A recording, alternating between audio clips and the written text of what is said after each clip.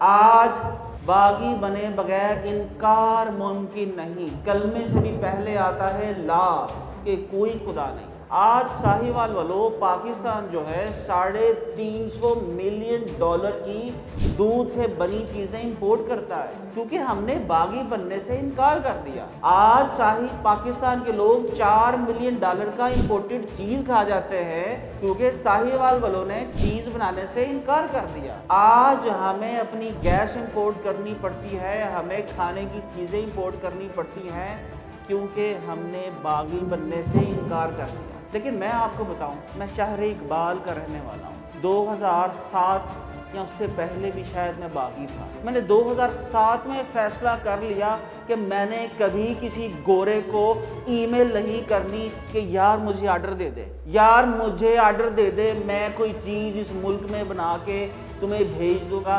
मैंने फैसला किया 2007 में, अमेरिका के अंदर वेबसाइट डाली और गोरों की जेब से पैसे निकाल के पाकिस्तान लेके आना शुरू कर दिया।